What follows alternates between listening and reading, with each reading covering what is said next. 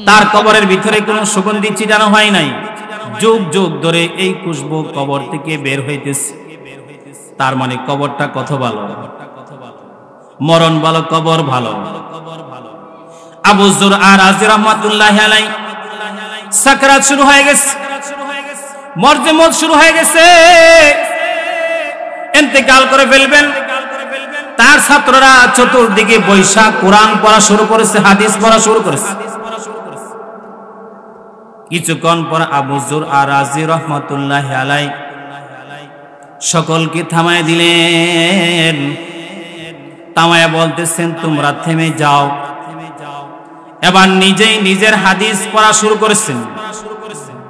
হাদাসানি ফুলান ইবনে ফুলান আন আবি হুরায়রা রাদিয়াল্লাহু তাআলা আনহু قال قال رسول الله صلى الله عليه وسلم من مات وهو يعلم لا إله إلا الله। এতটুকুন বলেছে, আজরাইল রূহটা টান দিয়া বাইর করে লয়ে গেছে। তার শেষ কথাটা লা ইলাহা ইল্লাল্লাহ হয়েছে, আমালান সে আল্লাহর জান্নাতে চলে গেছে। এই জন্য নবীজি বলেন, মওতের সময় যদি কারো কলবে থাকে লা ইলাহা ইল্লাল্লাহ, আল্লাহ তাআলা তাকেও জান্নাত দিবে।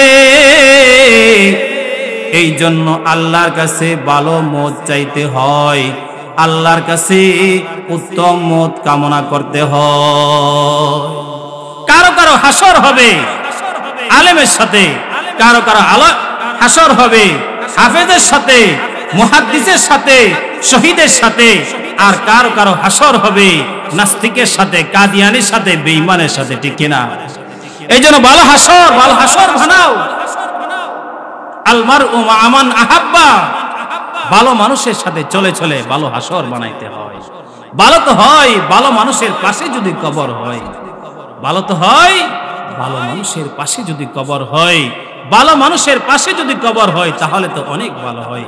যেই কারণে শেখ জাকারিয়া রাহমাতুল্লাহি আলাইহি, শেখ জাকারিয়া রাহমাতুল্লাহি আলাইহি হিজরত করে মদিনায় চলে আসছেন, মদিনায় মরার জন্য। ইমাম মালিক রাহমাতুল্লাহি আলাইহি জিন্দেগীর শেষ ভাগ মদিনায় ইকামত করেছেন, মদিনায় মরার জন্য। হযরত উমরের মতো মানুষ সারা জনম আল্লাহর কাছে দোয়া করেছেন, আল্লাহ আমার মরণটা মদিনার মাটিতে দিও, ওগো আল্লাহ আমার মরণটা শহীদি মরণ দান করো। আশ্চর্য নসিব, হযরত উমর নামাজ পড়াইতেছিলেন, দুশমনরা পিছনে এসে ছুরি মারছে, পেটের ভিতরে ছুরি মারছে, খাদ্য তুলি কেটে গেছে। হযরত উমর নামাজ শেষ করে বলতেছেন, মুসলমানের আঘাত খাইছি না বেঈমানের আঘাত খাইছি? বলে বেঈমানের আঘাত খাইছেন। হযরত উমর বলেন, আলহামদুলিল্লাহ আমার নসিব ভালো, আমি মদিনায় মরতেছি। নসিব ভালো, আলহামদুলিল্লাহ আমি শহীদ হইতেছি, আমি মদিনায় মরতেছি। কারণ মদিনাতে ঘুমায়েছেন দো জাহানের বাদশাহ সাইয়্যিদুল কাউনাইন রাহমাতুল লিল আলামিন। যেই মদিনাতে নবীজি শুয়ে আছেন, ওই মদিনাতে কিয়ামত পর্যন্ত কোন মাইয়িতের উপরে আগুন জ্বালাইবেন। হযরত উমর মরণের জন্য ইন্তজার করতেছেন, অপেক্ষা করতেছেন। وقال النبي صلى الله عليه وسلم المرء مع من أحبه أو كما قال عليه الصلاة والسلام اللهم صل على محمد وعلى آل محمد كما صليت على إبراهيم وعلى آل إبراهيم إنك حميد مجيد اللهم بارك على محمد وعلى آل محمد كما باركت على إبراهيم ইন্নাকা হামিদুম মাজিদ বালাগাল উলা বিকামালিহি কাশাফাদ দুজা বিজামালিহি হাসনাত জামিউ খিসালিহি সাল্লু আলাইহি ওয়া আলিহি। আলহামদুলিল্লাহ।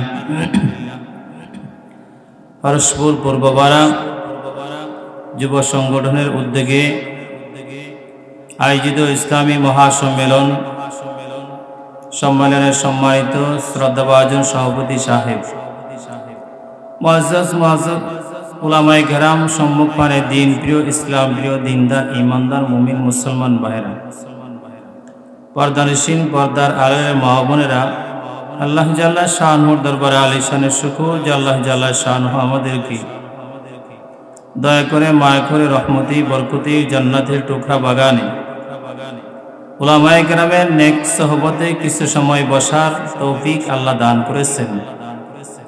এই জন্য ইমানের আওয়াজকে উচ্চা করে কালিমাত শুকর পড়ি আলহামদুলিল্লাহ।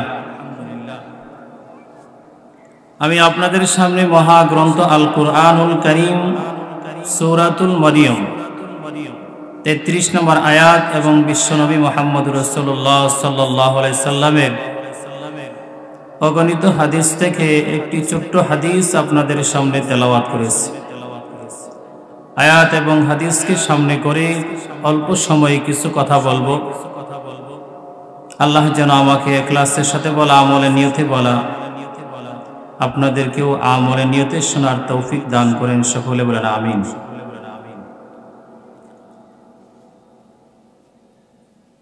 আল্লাহ তাআলা পবিত্র কালামে বলতেছেন, আসসালামু আলাইয়া ইয়াউমা ওয়ালিদতু ওয়া ইয়াউমা আমুতু ওয়া ইয়াউমা উবআসু হাইয়া।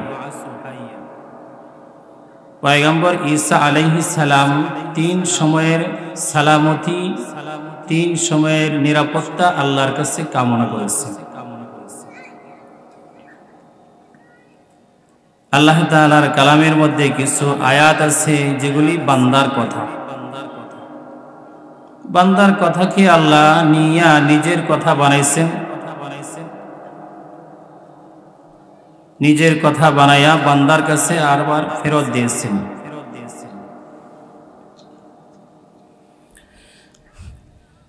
যেমন সূরা লুকমানের মধ্যে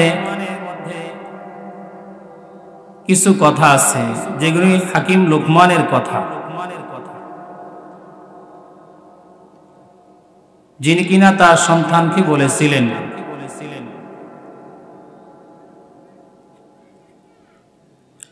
আল্লাহ লুকমানের কথাকে রাখেন নাই, নিজের কথা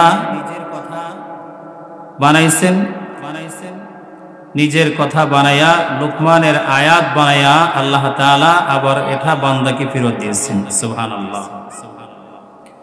ওরকম ভাবেই সূরা নমলের ভিতরে আল্লাহ পিপিলিকার কথাকে বলেছেন। এই পিপিলিকার কথাকে আল্লাহ পছন্দ করে নিজের কথা বানাইছেন। নিজের কথা বানায়া আবার এটা হাবিবুল্লাহর কলবের ভিতরে এটা নাজিল করেছেন। সূরা জিনের ভিতরে আছে জিন্নাতদের কথা। জিন্নাতদের কথাকে আল্লাহ নিয়া নিজের কথা বানাইছেন। নিজের কথা বানায়া এটা হাবিবুল্লাহর কলবের ভিতরে এটা নাজিল করেছেন। এরকম ভাবে আমি সূরাতুল মরিয়মের একটি আয়াতে কারিমা পড়েছি, কালাম তো রূহুল্লাহ। আল্লাহ কালামুল্লাহ বানায়া হাবিবুল্লাহর কাছে এটা প্রেরণ করেছেন। সুবহানাল্লাহ। কথা ঈসা নবী, ঈসা নবীর কথাটাকে নিয়া আল্লাহ নিজের কথা বানাইছেন। নিজের কথা বানাইয়া এটা আবার নবীজির উপরে এটা নাজিল করেছেন। পয়গম্বর ঈসা আলাইহিস সালাম 3 সময়ের নিরাপত্তা আল্লাহর কাছে চেয়েছেন। 3 সময়ের সালামতি আল্লাহর কাছে চেয়েছেন, কামনা করেছেন আল্লাহর কাছে। সালামতি হয় যেদিন আমি জন্মগ্রহণ করব সেই দিন, সালামতি হয় যখন আমি মৃত্যুবরণ করব তখন, সালামতি হয় যেন যেদিন আমি হাসরে আল্লাহর দরবারে দাঁড়াবো তখন। জন্ম যদি সালামতির হয় তাহলে হায়াত সুন্দর হয়, মরণ যদি সালামতির হয় তাহলে কবর সুন্দর হয়, হাসর যদি সালামতির হয় তাহলে হাসরের অবস্থান ভালো হয়, তার বিচার সুন্দর হবে, জান্নাতে যাওয়ার পথ তার আসান হবে। এ কারণে পয়গম্বর ঈসা আলাইহিস সালাম 3 সময়ের সালামতি আর নিরাপত্তা আল্লাহর কাছে কামনা করেছেন। বাচ্চা যখন জন্মায় তখন বাচ্চার নিরাপত্তা আর শান্তির জন্য পিতামাতা গাইনি ডাক্তারের সাথে যোগাযোগ করে। কখনো কখনো ডাক্তারের সাথে যত যোগাযোগ পিতামাতার থাকে তার 100 ভাগের 1 ভাগও আল্লাহর সাথে থাকে না, ঠিক না?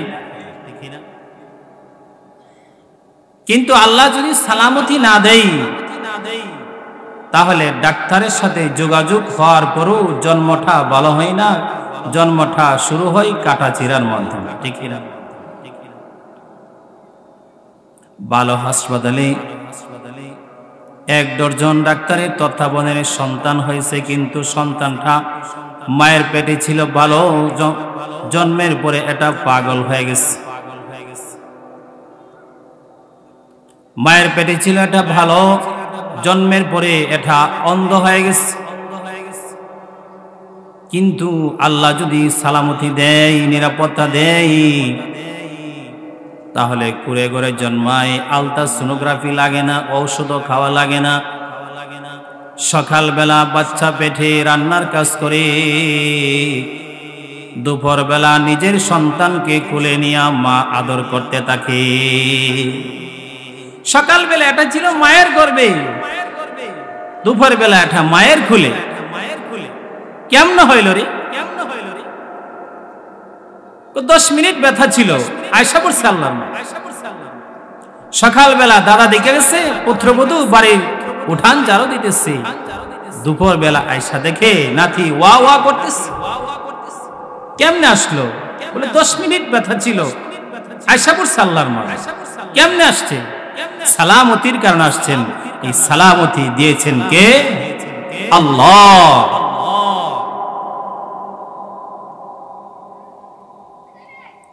কিন্তু যদি আল্লাহ যদি সালামতি না দেয়, স্কয়ার হাসপাতালে গেছে বাচ্চা হওয়ার জন্য,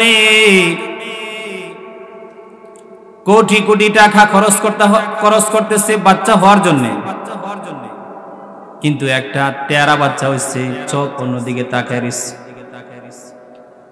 সালামতি হারায় গেছে, তো অবস্থান অসুন্দর হয়ে গেছে। এই জন্য পয়গম্বর ঈসা আলাইহিস সালাম 3 সময়ের সালামতি আল্লাহর কাছে চেয়েছেন, 3 সময়ের নিরাপত্তা আল্লাহর কাছে চেয়েছেন।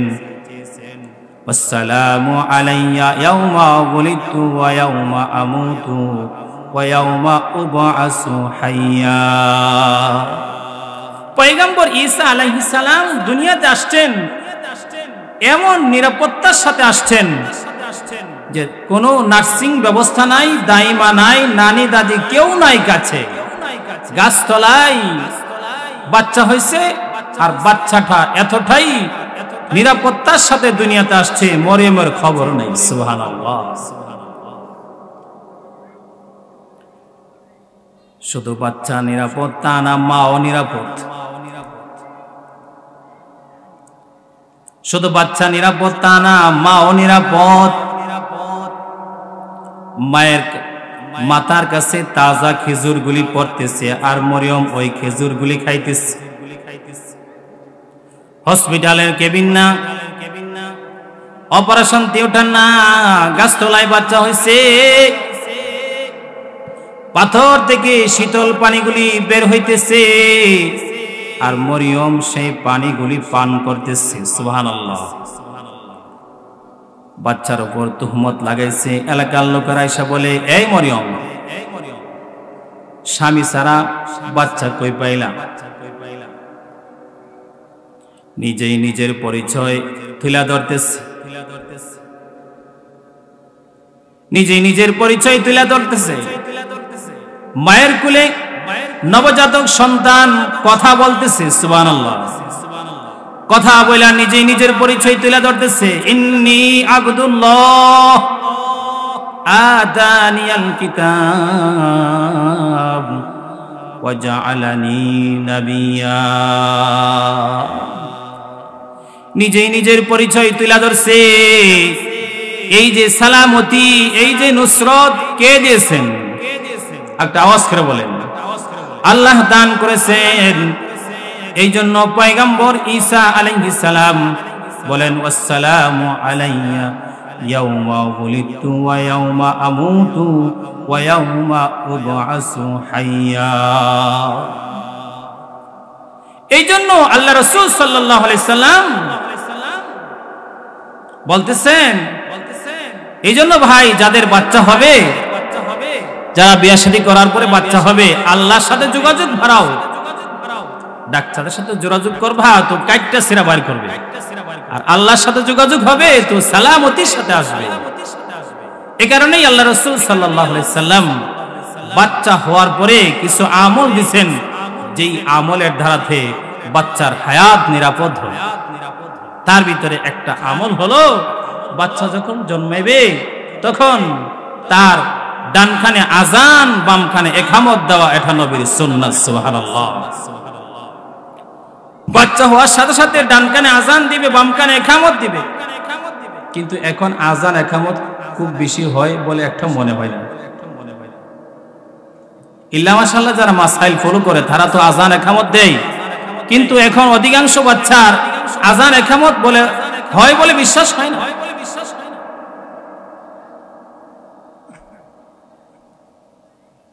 শরীয়তে ইসলামে নারীদেরকেও আজান ইকামত শিখতে বলেছেন।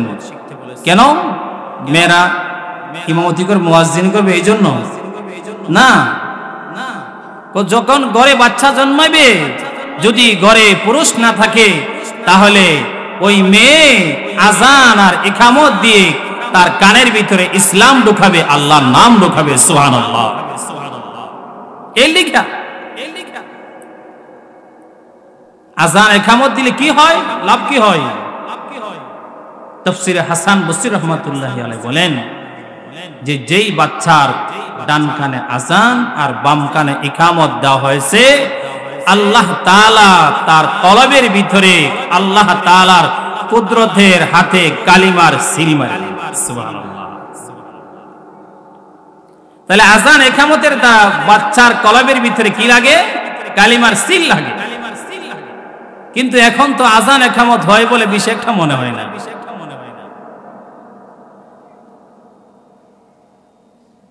মুফতি আমিন রাহমাতুল্লাহি আলাইহি বলেছিলেন, ওই যখন নাস্তিকটা বলেছিল যে আজানের ধ্বনি ওর কাছে ভালো লাগে না, তখন মুফতি আমিন রাহমাতুল্লাহি আলাইহি বলেছিলেন, এই নাস্তিক, তোর মা বাবা তোর কানে আজান ইকামত দেয় নাই, ঠিক না? এই জন্য বাচ্চার একটা কি করতে হবে? বাচ্চার জন্মের সাথে সাথে ডান কানে আজান, বাম কানে ইকামত দেওয়া, এটা কি নবীর সুন্নাত। আল্লাহ রাসূল আরো কিছু আমল দিয়েছেন, যে তাহনিক করো। কি করো? তাহনিক করো। তাহনিক করলে মুখ ভালো হবে। তো এই মুখ দিয়া, জবান দিয়া নাস্তিকতা উঠরাইবে না, নবীকে গালি দিবে না, উলামায়ে কেরামকে সন্ত্রাসী বলে গালি দিবে না, ঠিক না? তাহনিক কিভাবে করতে হয়? কোন নেককার পরহেজগার আল্লাহ ওয়ালার মুখের প্রথম খাবার, ওই নবজাতক সন্তানের প্রথম খাবার হবে, এটাকে বলা হয় তাহনিক। তারপরে কি কাজ আর রাসূল আমল দিবেন? কি আমল দিবেন? বলে সুন্দর একটা নাম রাখো। সুন্দর একটা কি রাখো? নাম রাখো। কিন্তু এখন তো যত আজে বাজে নাম আছে সব রাখে মুসলমানের সন্তান, ঠিক না? নাম শুনলেও এটা চিনা যায় না, এটা মুসলমানের বাচ্চা নাকি ইহুদির বাচ্চা নাকি হিন্দু খ্রিস্টানের বাচ্চা। কিন্তু নাম রাখা এটা গুরুত্বপূর্ণ বাচ্চার একটা কাম। এই জন্য নাম রাখার কাম আল্লাহ চারেন নাই, নিজের হাতে রাখছেন। আল্লাহ তাআলা হাবিবুল্লাহ নাম নিজের নামের সাথে লেখা জান্নাতের গেটে লটকায় রাখছেন। সুবহানাল্লাহ। আর জাকারিয়া সন্তান চাইছে, সন্তান দিছে, সন্তান দিয়ে আল্লাহ বলেন নাম রাখার মাতবরি তোমাকে দিলাম না, নাম আমি নিজে রাইখা দিলাম। ইয়া জাকারিয়া, ইয়া জাকারিয়া ইন্না নুবাশশিরুকা বিগুলামিন ইসমুহু ইয়াহইয়া। সন্তান চাইছিলাম, পুত্র সন্তান দিলাম, নাম রাখার দায়িত্ব তোমাকে দিলাম না, আমি নামটা রাইখা দিলাম ইসমুহু ইয়াহইয়া। সুবহানাল্লাহ। এই জন্য আল্লাহ রাসূল সাল্লাল্লাহু আলাইহি সাল্লাম কিছু কাম, কিছু আমল দিয়েছেন, আর কিছু আমল আল্লাহ রাসূল দিয়েছেন। কি? আল্লাহ রাসূল বলেন 7 দিনের মাথায় চুলগুলি কেটে সমপরিমাণ সদকা করো আল্লাহর রাস্তায়। 7 দিনের মাথায় আকিকা দাও, আল্লাহর নিয়ামত আসছে, বাচ্চার আকিকা দাও। কিন্তু এখন আকিকা দেয় না, আজেবাজে পথে টাকা খরচ করে। টিভি কিনবার সময় টাকার কোনো অভাব নাই, কিন্তু বাচ্চার আকিকা দেওয়ার সময় সমস্যা, ঠিক না?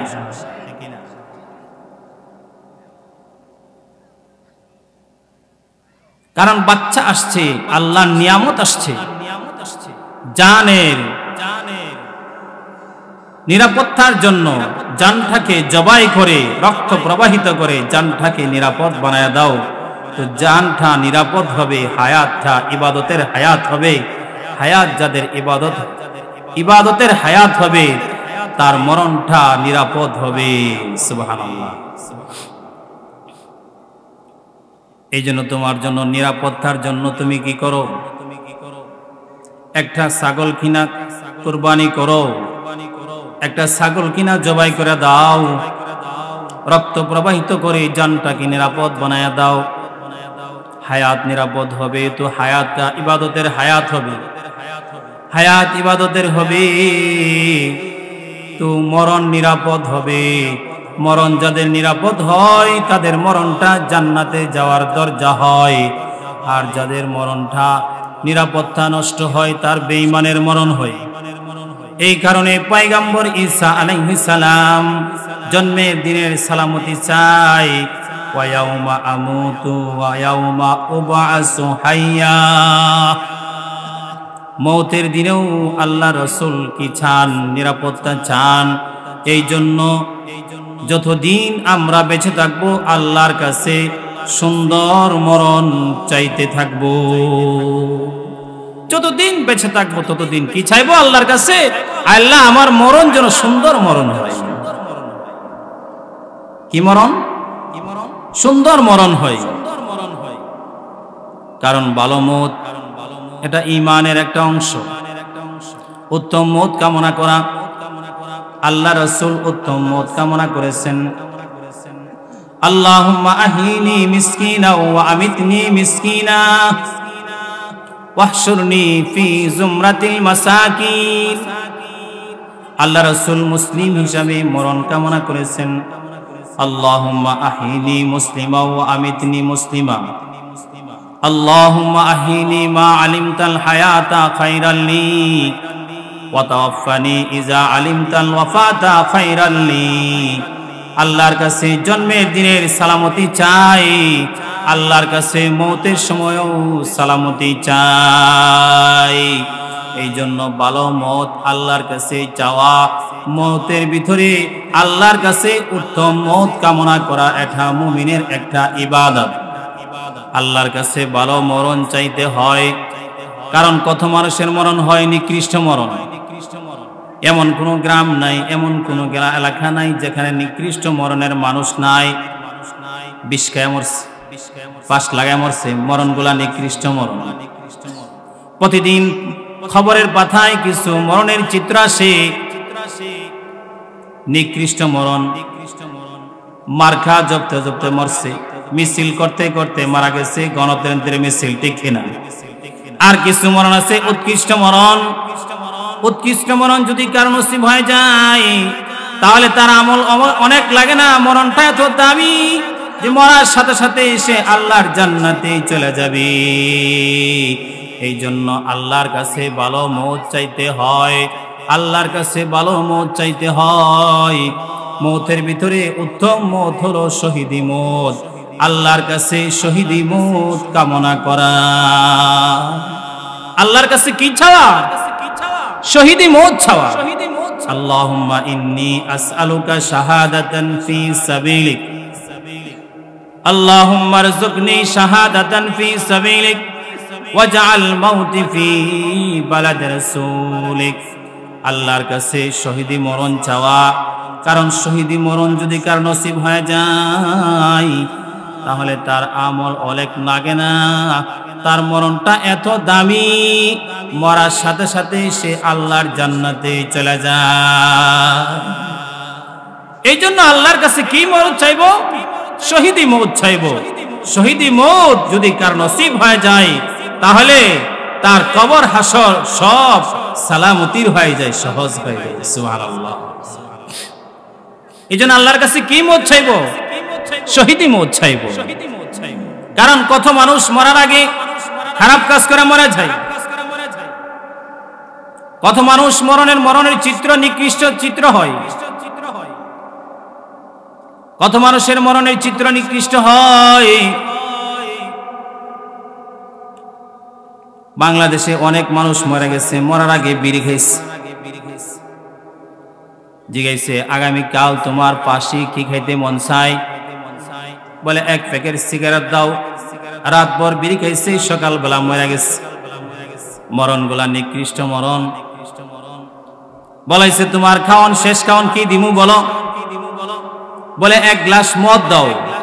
মদ খাইছে, মরে গেছে। কিছু মরণ আছে উৎকৃষ্ট মরণ।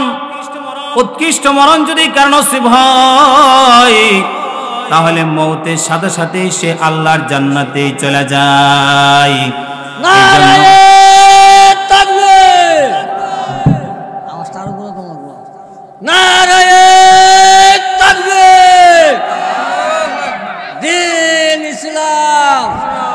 ইসলামী মহাসম্মিলন, কুরআন সুন্নাহর আলো, ইসলামের আলো, নারায়ে তাকবীর। এই জন্য আল্লাহর কাছে কি মওত চাইব? শহীদি মওত চাইব। শহীদি মওতটা অনেক দামি মওত। অথবা আল্লাহর কাছে বলবো, হে আল্লাহ, আমার মরণটা যেন নামাজের হালাতে হয়। এই দোয়া করব যে আল্লাহ আমার মরণটা সিজদারত অবস্থায় দিও। অথবা আল্লাহর কাছে বলবো, হে আল্লাহ, উসমানের মতো কোরআন পড়তে পড়তে মরণ দিও। দোয়া করা আল্লাহর কাছে, কোরআন সামনে নিয়ে উসমানের মতো মত দিও। কম আসকম ইয়া আল্লাহ, মৌতের সময় আমার মুখে কালিমা জারি করে দিও। কারণ কত কত মানুষ মরার আগে অনেক খারাপ কাজ করে মরে গেছে। এই জন্য আল্লাহর কাছে ভালো মওত চাইতে হয়। ভালো মওত যদি কার নসিব হয়ে যায় তো মওতের সাথে সাথে সে আল্লাহর জান্নাতে চলে যায়। জমানার এক বুজুর্গ ছিলেন আবু যুরআ রাজি রাহমাতুল্লাহি আলাইহি। এত বড় বড় মুহাদ্দিস ছিলেন, যার ছাত্র হলেন আহমদ ইবনে হাম্বল, আলী ইবনুল মাদানী, ইয়াহইয়া ইবনে মাইন, অর্থাৎ ইমাম বুখারী রাহমাতুল্লাহি আলাইহির উস্তাদগণ হলেন উনার ছাত্র। বহু সাহাবীর সাথে তার মুলাকাত হয়েছে। হাদিস মুখস্থ ছিল কেমন? লক্ষ লক্ষ হাদিস উনার মুখস্থ ছিল। একদিন উনার এক ছাত্র বিবিরে বলছিলে যে আমার উস্তাদের যদি 1 লাখ হাদিস মুখস্থ না থাকে তাহলে তুই 3 তালাক। অর্থাৎ নতুন বিয়া কইরা ঘরের ভিতরে আয়না তাহলে আন আবি যুরা জফে, আবু যুরা জফে। তো তো বিবি বলতেছে এটা কার নাম এতবার নাও, আমার নাম একবার নেওয়া যায় না, এটা কার নাম নাও? ছাত্র বলে আমার উস্তাদের নাম নেই, উস্তাদের নাম এতবার নিতে হয়? বলে আমার উস্তাদের নাম 1,00,000 বার নেওয়া যাবে, কারণ আমার উস্তাদের 1,00,000 হাদিস সনদ সহ মুখস্থ আছে। আর আস্তে করে সুবহানাল্লাহ। বিবি বলে 1,00,000? দ্বীনি শিক্ষার মেজাজ হলো উস্তাদকে যদি ব্যঙ্গ করে কেউ, তাহলে ছাত্র তার উপর খেপা যায়। আর জাগতিক শিক্ষায় যারা শিক্ষিত হয়, উস্তাদকে হকি স্টিক দিয়া পিঠাই, ক্যাম্পাসের ভিতরে গিয়া উস্তাদকে থাপ্পড় মারে, ঠিক না? আর জাগতিক শিক্ষা, দ্বীনি শিক্ষা যারা শিক্ষিত গ্রহণ করে, শিক্ষা অর্জন করে, তারা উস্তাদের নেহায়ত তাজিম আর সম্মান করে, তারা এলেম শিখে, ঠিক না? তো উস্তাদকে বলছে তো ছাত্র মাথা গরম হয়েছে, বলতেছে আমার উস্তাদকে তুমি ব্যঙ্গ করেছো? আমার উস্তাদের যদি 1,00,000 হাদিস মুখস্থ না থাকে, তাহলে তুমি 3 তালাক। সকালবেলা মাথা যখন ঠান্ডা হয়েছে, তো উস্তাদের কাছে চলে গেছে, যাই বলতেছে উস্তাদ জি একটা ভুল করে ফেলাইছি। কি ভুল করেছো? উস্তাদ জি আমি আপনার নামে হাদিস মুখস্থ করি, কিন্তু সে বিরক্ত হয়, এই জন্য আমি আমার বিবিরে বলছি যে আমার উস্তাদের যদি 1,00,000 হাদিস মুখস্থ না থাকে, তাহলে তুই 3 তালাক। বেজাল হয়ে গেল না উস্তাদ জি? এখন আমার বউ কি আছে না চলে গেছে? উস্তাদ মুস্কি হেসে দিয়ে বলেন, যাও বিবি লইয়া আরামে ঘর সংসার করো, তোমার উস্তাদের 1,00,000 হাদিস না, আমার 6,00,000 হাদিস সনদ সহ আমার মুখস্থ আছে। 6,00,000 হাদিস আমার মুখস্থ আছে। বাংলাদেশে লক্ষ লক্ষ হাফিজুল কুরআন আছে, পৃথিবীতে এখনো হাফিজুল হাদিস আছে যাদের লক্ষ লক্ষ হাদিস মুখস্থ। একজন মুহাদ্দিসের নাম ছিলেন শামসুদ্দিন যাহাবি রাহমাতুল্লাহি আলাইহি, উনাকে বলা হয়তো হাদিস শাস্ত্রের আজদাহা। কারণ উনাকে যদি উপরে বসায়া বলা হয়তো যে নবীর সমস্ত হাদিস তুমি একা শোনায় দাও, তাহলে সে একা নবীর সমস্ত হাদিস সে শোনায় দিতে পারে।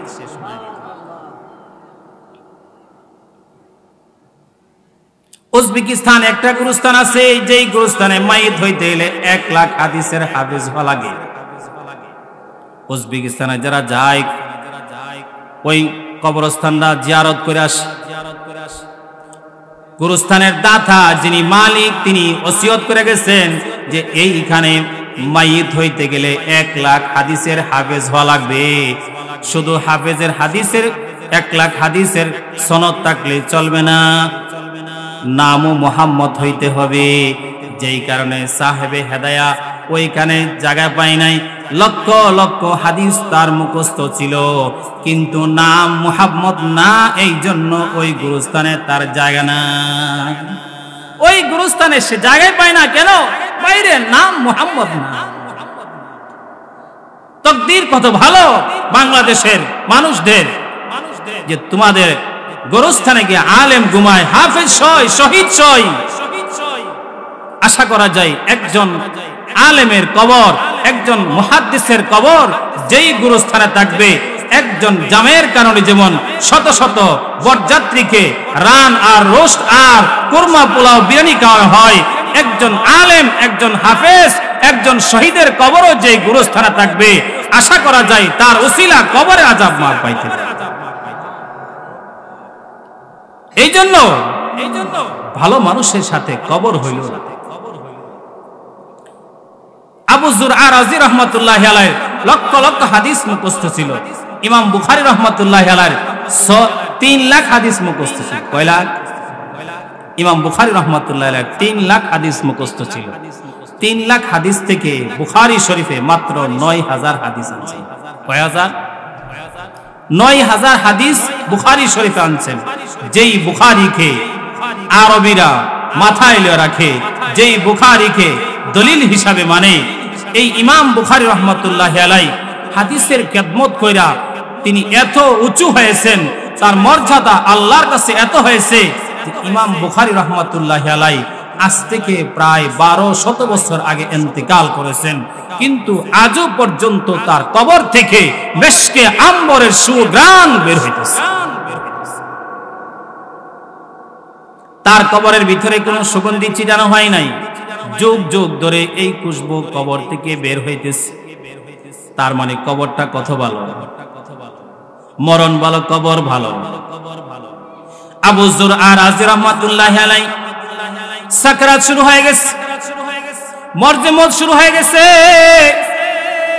ইন্তেকাল করে ফেলবেন। তার ছাত্ররা চতুর্দিকে বৈশা কোরআন পড়া শুরু করেছে, হাদিস পড়া শুরু করেছে।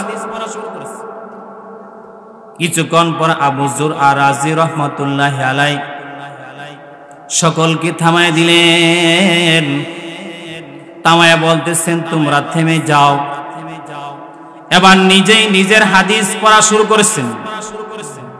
হাদাসানি ফুলান ইবনে ফুলান আন আবি হুরায়রা রাদিয়াল্লাহু তাআলা আনহু قال قال رسول الله صلى الله عليه وسلم من مات وهو يعلم لا إله إلا الله।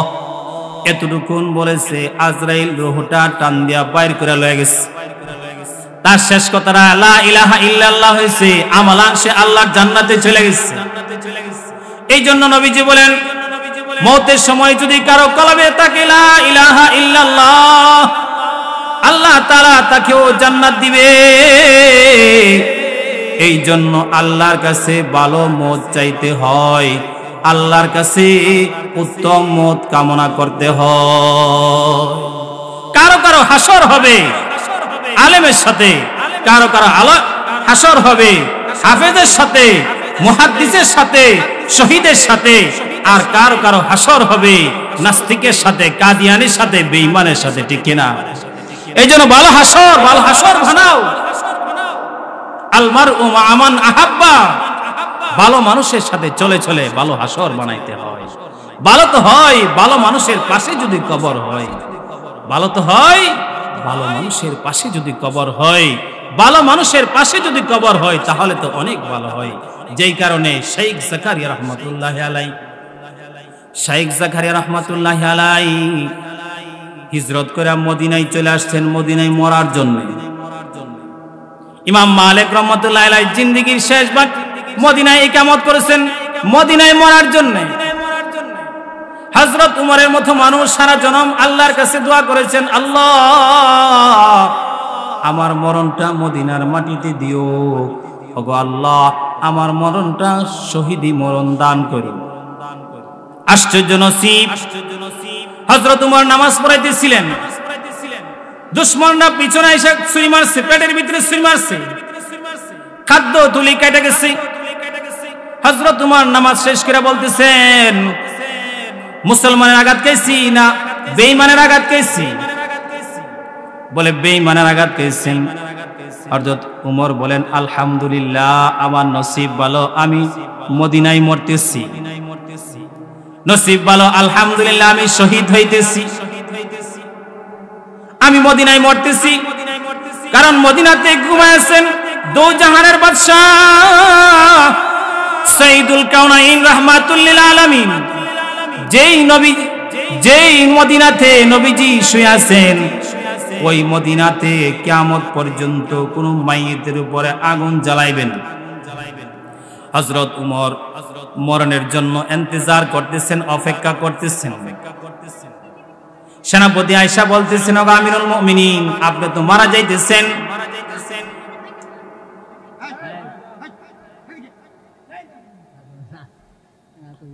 আমিরুল মুমিনিন আপনি তো মারা যাইতেছেন। সেনাপতি খলিফা নির্বাচন করেন, হযরত ওসমানকে খলিফা নির্বাচন হয়ে গেল। হযরত উমর মরণের জন্য অপেক্ষা করতেছেন। হযরত উমর শহীদ হইতেছেন, হযরত উমর মদিনায় মরতেছেন। মরার একদিন আগে মাথায় একটা চিন্তা আসছে, শুধু মদিনায় না, কবরটা যদি নবীর রওজার পাশে করা যায় তাহলে তো কত ভালো হয়। সুবহানাল্লাহ। হযরত উমর নিজের সন্তান আব্দুল্লাহকে ডেকে বলতেছেন, হে আব্দুল্লাহ, বাবার একটা দরখাস্ত লিয়া উম্মুল মুমিনের কাছে যা বলবি যে বাবার কবরটা আপনার কবরে দিয়া দেই, কারণ হুজরায়ে আয়েশা 4টা কবর আছে। একটা কবরে শুয়ে আছেন সরকারে দু আলম নবী মুহাম্মদ রাসূলুল্লাহ সাল্লাল্লাহু আলাইহি ওয়াসাল্লাম। আরেকটা কবরে শুয়ে আছেন হযরত খলিফাতুর রাসূল হযরত উমর, হযরত আলী, খলিফাতুর রাসূল হযরত আবু বকর আরেকটা কবরে ঘুমায় আছেন। আরেকটা কবরের জায়গা ঈসা নবীর জন্য খালি রাখা হয়েছে। আরেকটা কবর উম্মুল মুমিনিন আয়েশা নিজের জন্য রাখছেন। হযরত উমর বলেন, এ আব্দুল্লাহ যা উম্মুল মুমিনের কাছে দরখাস্ত লয়ে যা, বাবা কবরের জায়গাটা যদি দে তাহলে আমার নসিব বলো, আমি নবীর কদমের পাশে ঘুমাইতে পারবো। সন্তান আব্দুল্লাহ ইবনে উমর বাবার দরখাস্ত লইয়া উম্মুল মুমিনিনের কাছে গেছেন। উম্মুল মুমিনিনের কাছে যায় বলতেছেন, ওগো উম্মুল মুমিনিন, বাবার একটা দরখাস্ত লইয়া সন্তান আপনার কাছে ভিক্ষুক হইয়া দাঁড়াইছি।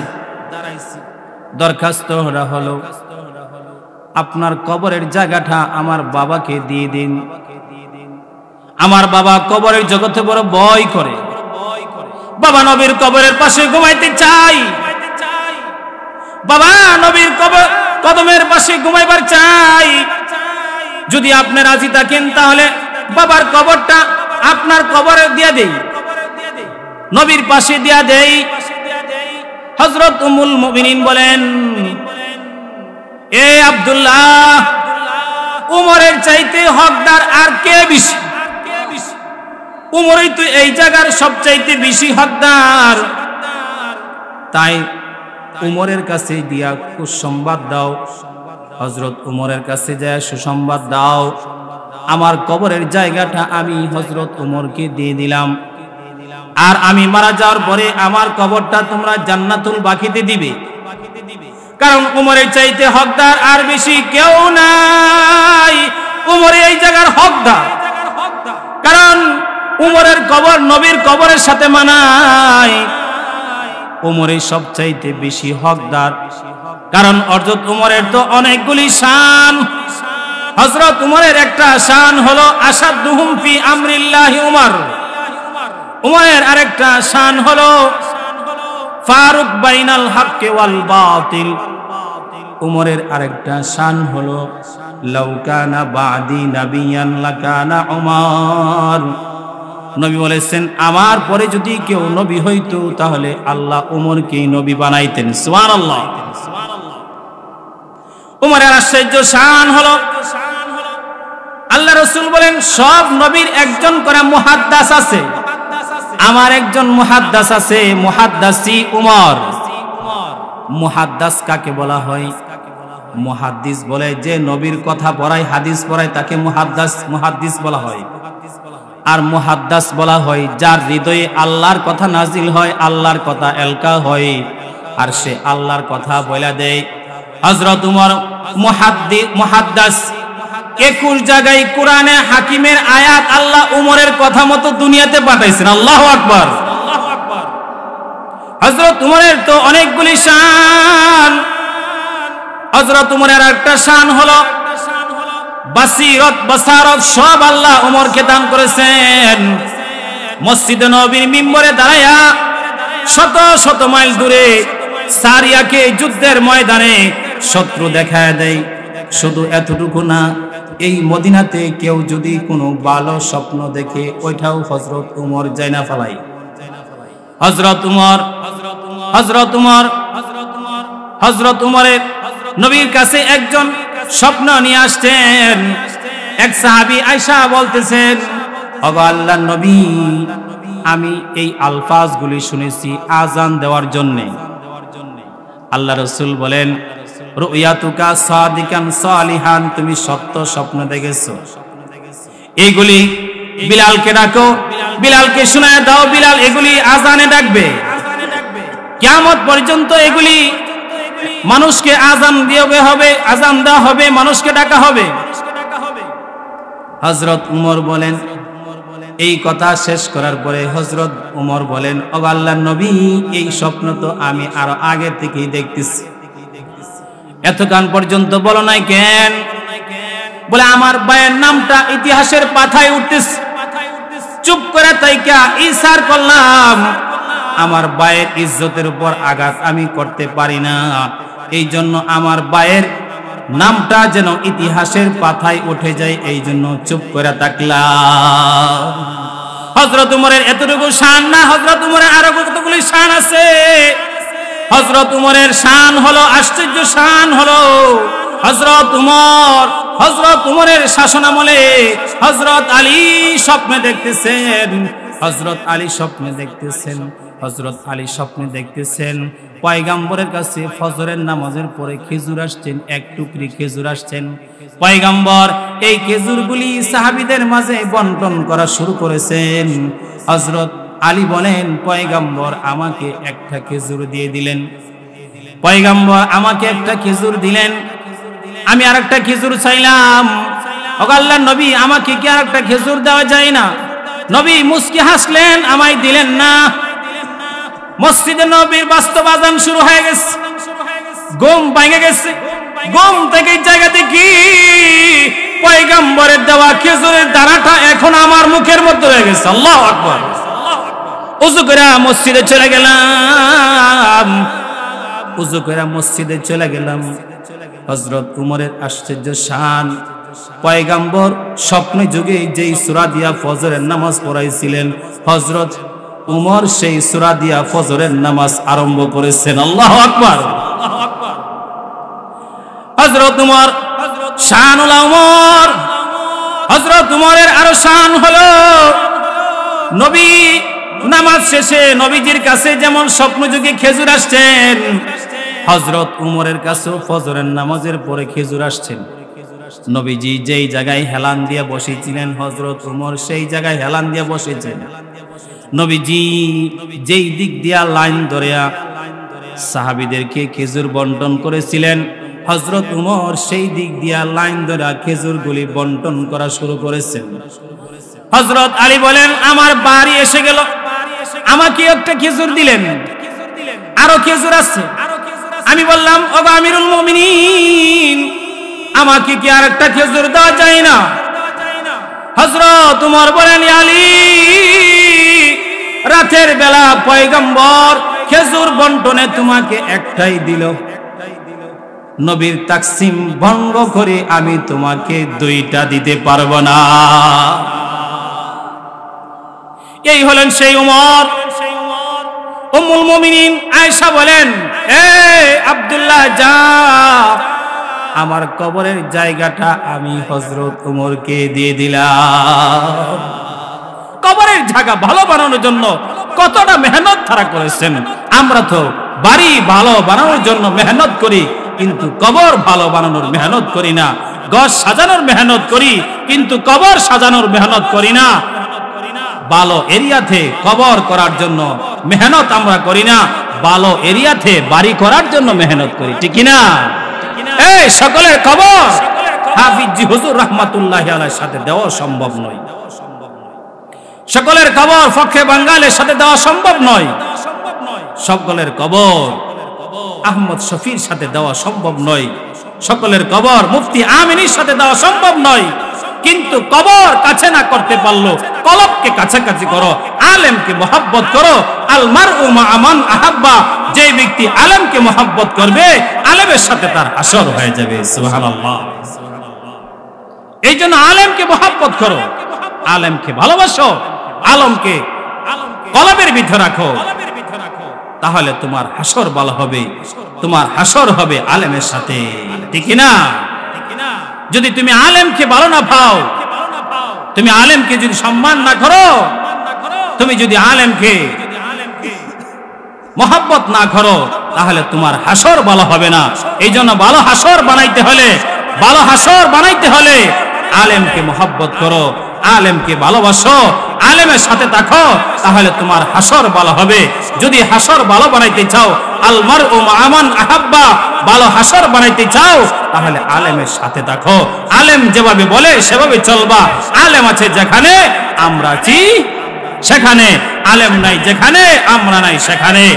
কারণ আলেম যে কথা বলবে তার কথা শুনে চলবো, আলেমের সাথে থাকবো। সাদিয়ানির সাথে নয়, সাদিয়ানির সাথে নয়, আলেমের সাথে থাকবো। ঠিক কিনা? কার সাথে থাকবো? আলেমের সাথে থাকবো। আলেম যেভাবে বলে সেভাবে চলবো।